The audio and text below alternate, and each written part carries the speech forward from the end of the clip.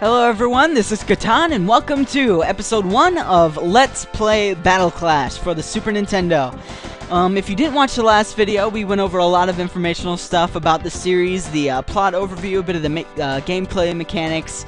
But just for a brief overview, this is Battle Clash for Super Nintendo, released in 1992, to be played with the Super Scope. And this is the first in the series of Battle Clash and Metal Combat, and we're going to get started in our conquest through the battle game today. There's some art of our ST, our standing tank, which they call the mechs in the series, the Falcon, and that's what we'll be fighting with in this game. So, why not? Let's get started. I have to say, in this game, an unfortunate thing is we went over like the different kinds of attacks in the series yesterday, but we will not be seeing any of the treble energy bolt. The treble energy bolt was not introduced until the second game, so all we have is our regular energy bolt in this game, unfortunately. But that does not make the game any less good. It's just a little less strategic in certain places. Alright, so we begin our adventure through the battle game. Once again, the battle game is basically the governing system of this world, and whoever is the champion of the battle game is the ruler of the world, basically. The current champion being a man named Anubis, and his ST, the Thanatos. Our character is Mike Anderson. Actually, he's not our character, but he's our partner, as our ST is different from everyone else's. We have two pilots. We have our main pilot and our gunner. We are the gunner. Mike Anderson is our pilot. And we are on a quest to avenge his father's death, who was killed by Anubis in a previous battle game. Alright, so this is our first fight. This is the Garam, as you can see down there, and his pilot's name is Guido. And, of course, since this game does not have a tutorial, this battle is very, very simple.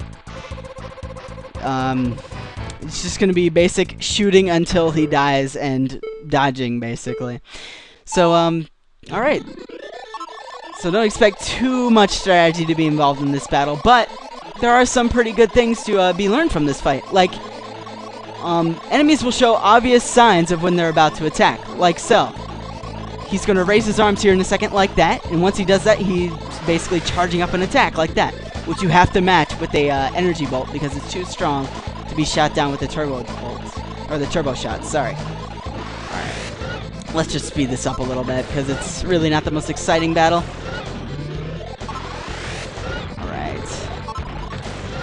If you missed the previous video, you missed possibly the coolest thing about this game, how you can completely dismember your enemies, which is very, very, very important to your strategy in this game, because if you completely get rid of their arms or something, that gets rid of some of their greatest attacks.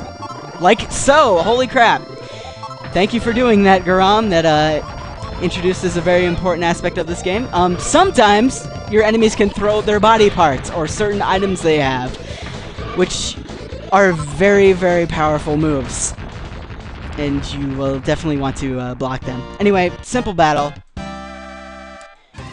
That does it for the first fight. We're going to move on to the second one. Here's where things start to get a little more tricky. I feel this battle sort of introduces the strategy element to the game. Even though it's not that difficult, it gives you an idea of what you're going to see later. Now we're in Cairo, facing Ikhnaton in his Scarab.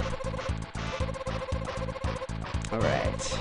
Yeah, these guys like to talk some trash and stuff like that.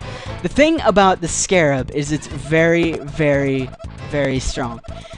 His armor is nearly invincible, and the thing here is you have to find his weak spot in order to do any real damage. However, until we find that weak spot, what are we going to do? We're going to go for his weapons. And obviously, those big things on top of his head must do something to us, so let's try to get rid of them as soon as possible. Or keep missing like we are doing. I'm a pro at this game, believe me.